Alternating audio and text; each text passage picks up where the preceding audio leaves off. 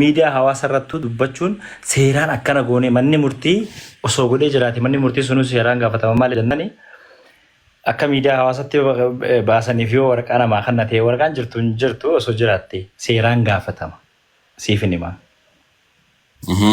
Manni murtii cufaa waan ta'eef ni beeka bara haga barraa seenutti ni beeka saniif akkanatti talfuufa isaa asirraa jaldeessi baadiyyaa dhufee magaalatti nama fakkaate sun agarteemi biddeen eega bosonaa dhufee magaalaa dhufee biddeenni magaalaa nyaatan kun nama fakkeesse ammallee gartee namallee fakkaatu cinaa nama fakkeesse sun kana haasawa malee guyyaa lama akka inni bolleedhamu ni beeka seerri maaliif maqaballeessi jira ulaagaasi even nama tokko ani himadhee jira abukaatoon suni keezii qabate kana nama bira garsiisuu hin danda'u haga seerri murteessuu ni beekami. Beekamaan. Miidiyaa hawaasa irratti keezii nama dhuunfaa tokko lafaa kaatee dubbachuu jechuun akkam seeraan akka nama gaafachiisu seera wallaaluu isaatiif nan gaddaa fi san immoo seeraan itti deemnaa abukaatoo qabatee jira rakkoo miti. Akkasittiin bira dabara yoo ana barbaade immoo I don't care yoo dhiyoo tana by the way osoo keeziin kun hin ka'in dura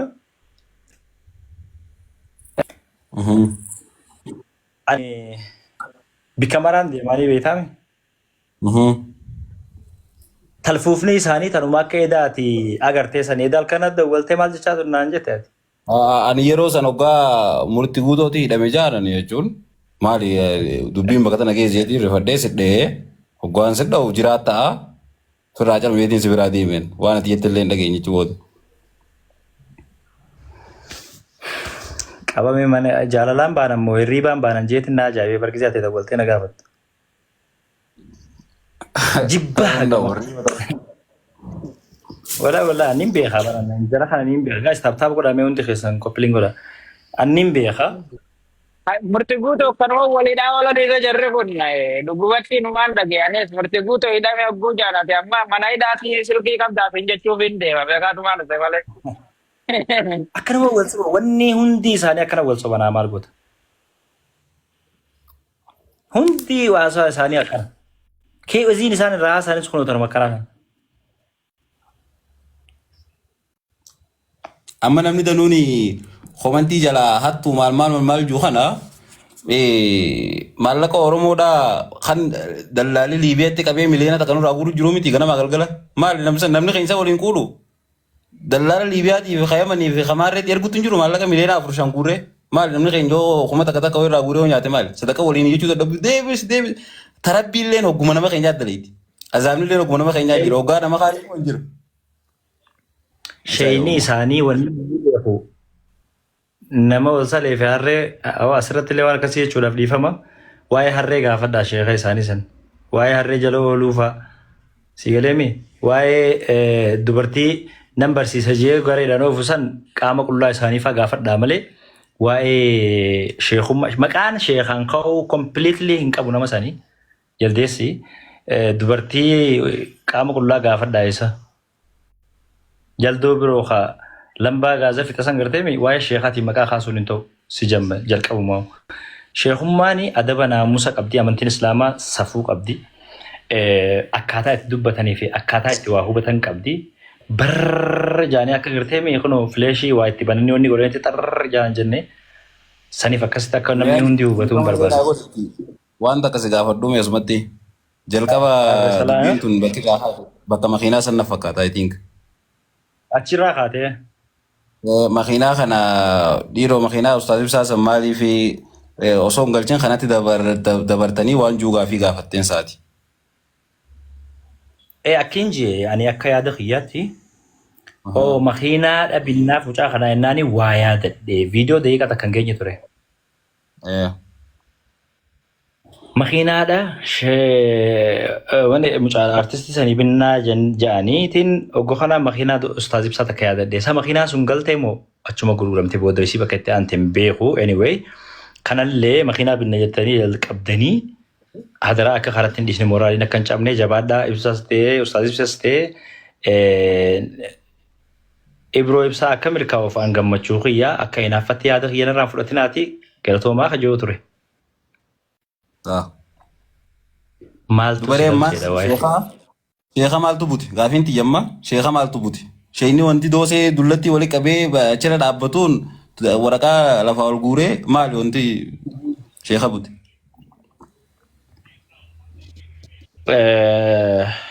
Wanni isa bute gaati atullee numa hubatta jeeti yaada akka yaadutti tarii makiinaa shee ibsaa ustaaz ibsaadhaa akka hin galleef nama qooda keessaa qabuunsaa maaf waan san maqaa kaastaadha yaadni isaa. Makiinaan akka walli isaa bitamtu deeggaraa jeetichi. Bataam turu rakkoon qabaa bitamtuu fi wanti ati jettellee yoo kas ta'e adura jiru waanuma jechuun fakkaataati malee. Wanti miidiyaa hawaasa irratti ba'e maaliif abaluu dubbataa maa abaluu isaanii qabdi jalqaba? Wantummaan as gubbaa baateefu namni hundinuu haa harkatti darbuuf. Sooshaal miidiyaa irra baroota suuraa ta'u barbaadu faanaa koomantii itti kannu asirra wanti dhufu hundinuu abbaan fedhe harka laagas fixee dubbachuu mirga guutuu qaba siiti geessa jira waan ta'eef. Akkasuma miree? Akkuma nama tokkotti yaada itti kanneen anis malee waan biraa waan addaa waan hin godheen qabu.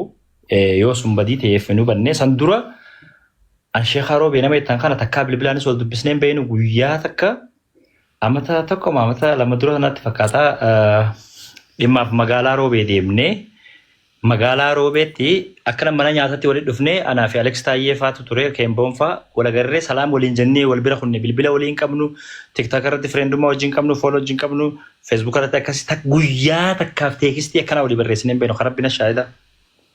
Maal gootaayee? Hayyee dubee isaa lafaa ka'e. Roobee dhuftee maallaqa futee deemtee jeetii jalqabe.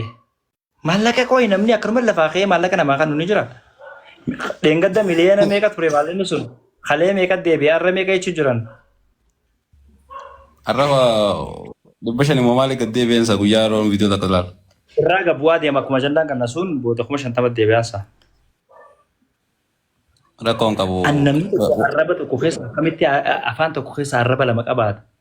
Namni sheekaa immoo akkamitti dhimma parsanaal keezii keessa seenee irraa haasawa eenyu bakka isa buufate. Gaafa inni nama baalee tokko bakka bu'ee dubbatu gandummaa hin jaamuutti akkamii gandummaa jaamte. Ganda jalatti hin dhokatin hoggaa jaan ganda kam jalatti hin dhoka harargee naa lolaa jeetiin jira. Harargee naa dubbadhaa jeetiin jira isiniin. Nama tokko eenyuun hin jee. Bari duulli deemu hundinuu garee mataa isaa nama qaba. Bari duulli deemu fakkeenyaa fi gurguddaa kaasee ilaalka gadiitti deebisaan see kan namu jirti. Ijoolleen taanii sita gama keetiin dhaabbattee waa dubbattu sun numa jirti. Kun numa jirti bari. Hawaasa guutuu isaan ta'e. Numa jirti kun. Ani naa dubbadhaa waa hin jenne namni miira qaba. Miira namummaa qaba. Gaafa ati nama ganda keetii bakka buutee nama biraatiin waa jettu deebii bareeda afaan nagayaa namarraa eegdata yoo taate siitu dogoggoraadhaa beeka. Kan akkasuma namni ansiin diraatiin horii hin jiru. Mirgi kiyya haa kabajamuu mirgi nama biraa haa sarbamuu ni taatire. Lakkee. Hin taatu kanaaf akkasitti namni dubbachuu danda'arraa kaafee ani nama tokkorraa ganda hoggaa jaanii. Amma komantiin daruu murtii komantiin daruu jala hattu maaluma tuqani maallaqa biroo ibsaati moo haatee maallaqa ibsaati maallaqa shee ibsaati haatee. Adeero anaafuu gaaffiidha suni. Egaa komantiin dilli kuni namni kun hundinuu jibbansa barumfaa barreessu jiraachuu barbaadumatti dhimma kanaa wajjii wal qabatee waan ati balleessite osoo jala barreessanii fudhatamtii kanuma hattuu. Namni keezii kadiiriif. Baankii fi qabeenya isaatiif yaadatallee waliin isatu erga jee arrabsu anaan waan fedhe hojii isee ajaa'iba. Haga sanitti barjibbi. Haga sadarkaa sanitti nan ajaa'iba. Waan jaamu baankii raammiswanti jaamu nu keessaa bahuu qabdi. Baankii mataa keenyaa gad dhaabbate. An viidiyoon si erga ofeetanii maxxansaati. Ani maxxansu baankii gadaa jaamtu gad dhaabbannee jirra. Sanbira dabree immoo baankii Awaash baankii teenyaa hijira maarree raammis baankii raammis waan ta'e namni keenya harka keessaa guurradhaadha bakka takkatti akka wanta hin goone viidiyoo jirani maxxansaaf yoo fedhe diinaa waliitti deemu kan hin jenne yaadota bakka deemutti oomishni isaa akka nu biratti raambitamne waa hedduutu haasawamaa ture ni jirti viidiyoon. So argi achirraa hubadhu sin jechuu fedheeti. San amma hoggaa sangaa amma Khadiir Martuutii miti beeka baankii raamista Khadiir Martuutii miti sumuunii kan isaan qabu. Yaada ta'an abbaa Khadiir Martuutii miti yeroo san dhimma Khadiir irratti beeka wanti dulli guddaan san gaggeeffameef. Ifi sadarkaa kanatti yoo tarkaanfatamu taate waan ichi as deebi'aa wanti homatan hin jirtu. Atis itti galchu jirtaa kaan itti galchaa akkasumas deemamti jechuudha. Obsaatuma walii furchaa ma deemu. Yaa anis bar wanni jee tana maaliin jee beektaa nama ofii namaa waa jechaa namarraa deebii gaarii eegu gartee gaafaatti nama tokko deebii deebistee hundi jilmaadhaan bakka takkatti nama tokkicha irratti. Waldee anjaaramani. Mana bal'ismee viidiyoo abaatu. Ayyee hin bal'isaa obsa. Kun sirrii miti an akka yaada kiyyatti. Haala kee deebisaan ammas kan namu jirtu an harkaatiin jira. Gurgudduma kanaatu gabbahee siraggatu jira akka ajaa'ibaatti atis dandaateetiif gaa duraan muka nama keesse si jenneen dubbannu. Diina ol keenya bara Khadiiris duraan akkuma nama tokkotti nama tokko keeke nama tokko.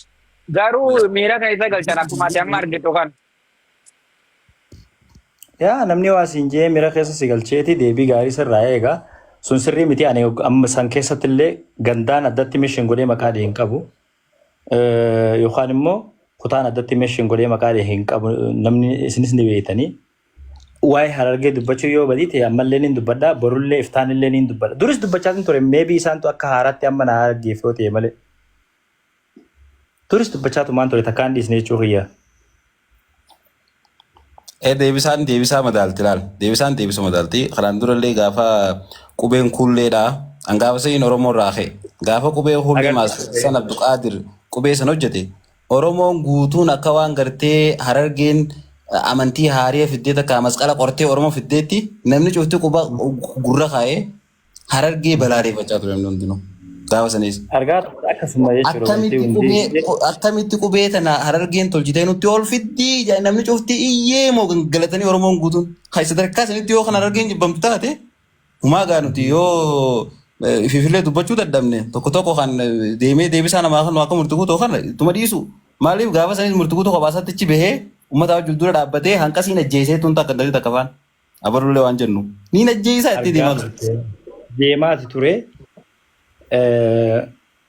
Maraataa ofii fayyaa godhanii wallaalaa ofii beekaa godhanii baalagee ofii qulqulluu godhanii agartee mee darasaa ofii sheekaa godhanii nama bakka biraa qushaashessuun garuu sirrii miti.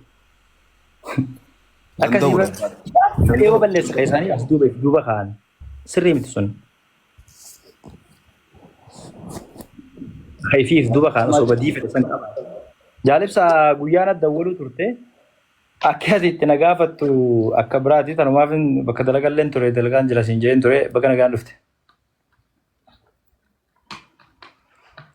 Yoo firii jiraatte ni dubbatta.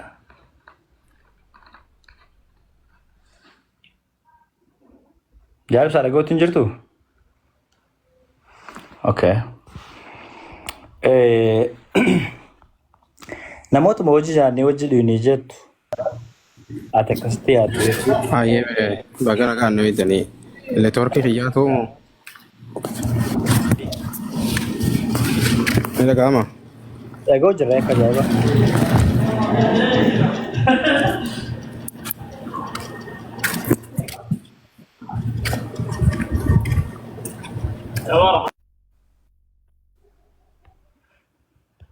Akka hojjaa jira diinaa walitti fufi. jechuun ani wanti jechaa ture bari sadarkaa sanitti gartee duulli akka guutuu Oromootti gaggeeffamaa ture yeroo sanillee dura dhaabbatteetuma dubbachaa turteedha. Arra dubbachaan turreedha waa'ee hawaasa kanaa. Waanuma tiree weetti saniif hin barre waan kana kaaseeni. Mataa keetti dura dhaabbattee gaafa saniis riskii hedduu fudhachaa turte. Oromoon gaafa san Oromoo guutuutu sirra walii gala gaafa san.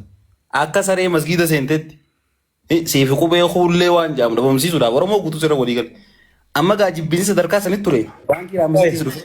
Abdiisaa Faanchaa Moo'eenyu jettan sun sababa qubee hullee bulchiinsa magaalaa Diree Dhawaa arrabsaan turre ni yaadata. Hagas akka wal qabsiisu waan keenya. Hidhamuu qabanii jeebat. Yaaddee? Amma gaa hoggaawwan akkanaa dubbannu beeki namuutu laal komantii qoflaa malee alaal hattuu sanni dhiisan laa gartee gooliin itti seentee jirti nama hunda. Maaliifi qoy guyyaa anima waan jechi hattuu yookaan maallaqaa suni guyyaan dhimma san dubbachuudhaaf gadi ba'ee dubbadhe maaf eegalee waan jiruudha bara magaafin. Egaa wanti dubbatte waa'ee qarshiitii miti qarshii ishee ibsaan hanne qarshii ibroo ibsaan hanne wanti hannaa wajjin walitti as fide maali? Tabiraa yaada biraa. Ati amma nama tokko hojii keessii dhuunfaadhaa yookaan waan irra wardabda yookaan yoo walirraa qabatta yookaan awwaama fedhee haa ta'u yoo qabaatte leencaa giiftiidha tiktook irra nakkannee namni tokko fakkeenyaa yoo waan akkan fakkeenyumaaf hin baane.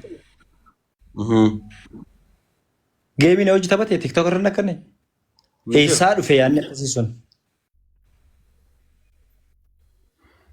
Tuni bar waan amma deemaa jiru wajjin walumaa hin qabatu barsan. Isaan gizee waan sinjaan dhabanii akkas joogaa. Ammallee gartee adeemsee amma deemamu gartee yoo dabree gartee sanbirachi dabree duula qindaa'aa geessoo qataatu taate sanbareedaa miti.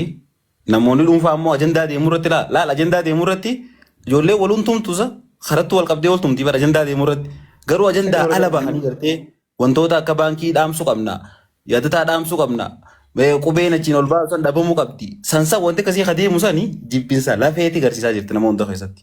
Garuu waan deemaa jiru irratti kaasichi darbatu kachis darbatu namuu dhagaa walitti darbuu jira waan taateef walii fudhachuu.